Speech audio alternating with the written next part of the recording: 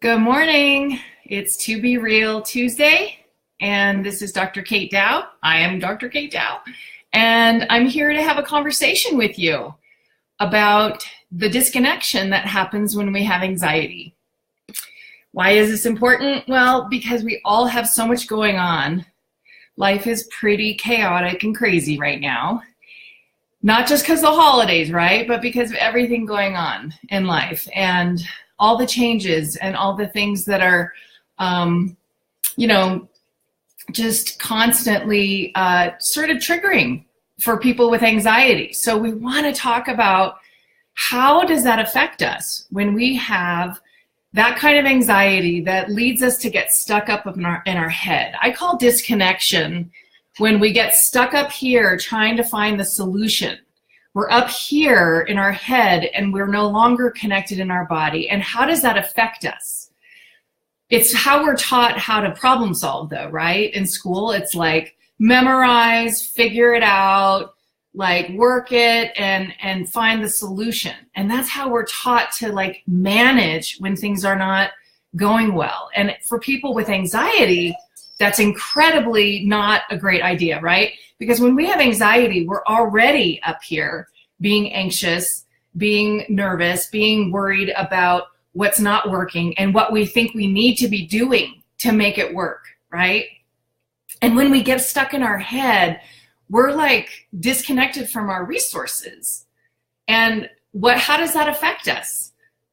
For me personally, when I get up here and I'm trying to solve an issue that I'm already anxious about, then I just get more flustered, right? I can't even think clearly. I feel like I get really foggy and I can't see straight, like how to move forward. And any of you that are here with me today can share with me how that affects you when you get disconnected. What I call disconnected or disembodied in a sense, when we're stuck up in our head and we're not accessing our resources, and how painful that can be, because anxiety takes us more and more up in our head, right? It says, I got to figure this out, right? I got to figure this out, and why is this happening? And now I'm having fearful thoughts, and now I just want to avoid the fearful thoughts. And anxiety then gets us more spun out. And for me, if I get stuck in my head, I just feel like I go in a loop, right? That's when like you can get into that looping obsessive thinking where you're rethinking and rethinking. Did I do that right? Should I do that different?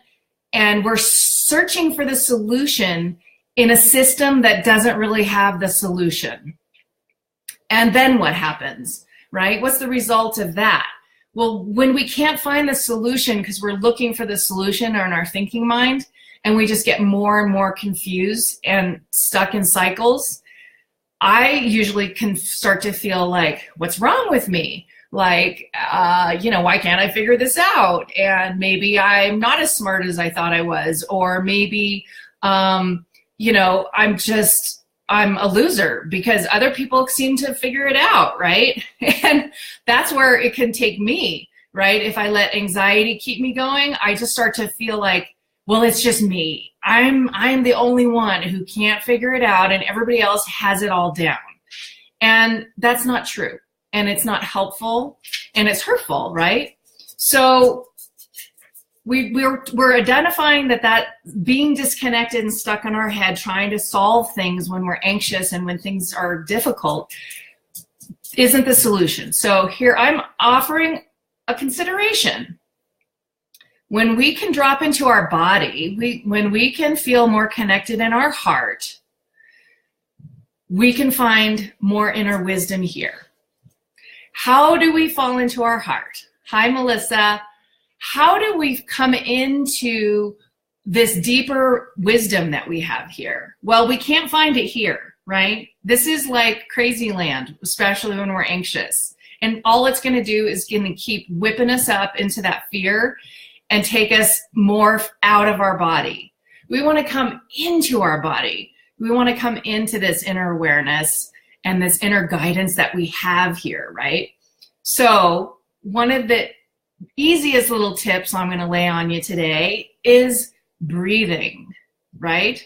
That thing that happens automatically, but when we do it with consciousness can be incredibly powerful for us. So a very simple thing to bring us into our body awareness is to become conscious of our breath. So let's do it for a minute. Become conscious of where our breath is right now.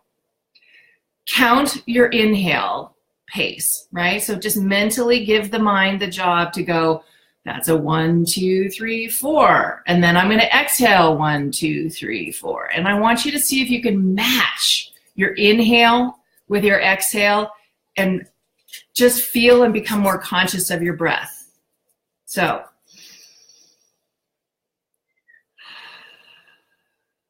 just that alone brings us a little more into the body. Then I want you to bring that breath into the heart as if you're breathing in and out of your heart.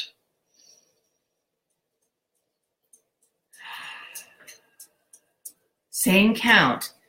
In and out. Breathing into your heart and inviting that opening, right, for you. That opening to your own inner wisdom, your own inner guidance that's here in your heart. In the Kuan Yin Oracle deck, which is one of my favorites, she calls it connecting with your divine fire and finding that lotus throne in your heart, that lotus throne of your own inner authority. Okay, and I love that because it connects with my metaphors that I use, which is the queen, and the body is the heroine, right? And our spirituality is the goddess. But right now, well, let's just imagine we have that lotus throne as we're breathing and connecting into our heart. And we imagine that lotus throne, which is not about having to be something other than us. It's about showing up and being present with your own inner guidance and wisdom. Imagine sitting in that throne, and it's you. It's your own higher self, right? Your own higher aspect. And this is for you to connect to as a way to combat that disengaging, disconnecting thing that anxiety does for us. We want to come into the body, feel that inner guidance and openness in our heart. And then, yeah, we want to feel, okay, there's fear going on, and what are we going to do with that? But we want to get connected in our bodies first. That's the key. Get in the body, breathe, inhale, exhale, find that connection in your own self, and start to trust, right? This is the work of growing your own internal trust of your own inner guidance.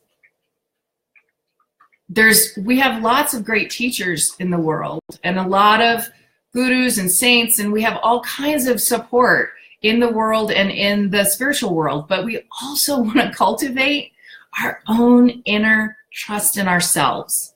That's a big piece of working with anxiety, okay? And we're talking about it today by connecting into your heart. So breathing into the heart, connecting with that lotus throne, that place of inner authority, right?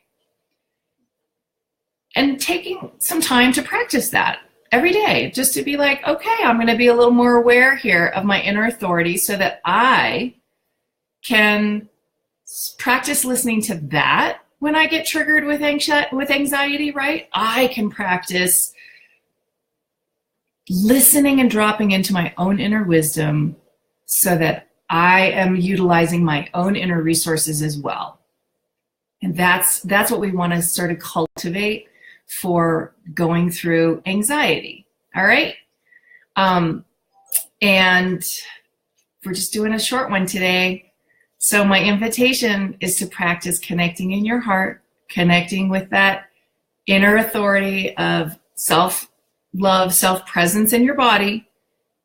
When you find yourself getting anxious and out of your body and kind of like, oh, what do I do? Especially with the holidays, right? Oh, what do I do? We want to just come back to be here. be here and I can hold on to myself and be connected with my heart, and then I can figure out how I need to be in relationship to what's going on around me, right? So we are the base. We are the resource to start with, your heart. All right? Have a beautiful day. Wishing you all well. And this will be up on Facebook in a couple minutes. So be sure to come back and catch it if you didn't. And blessings.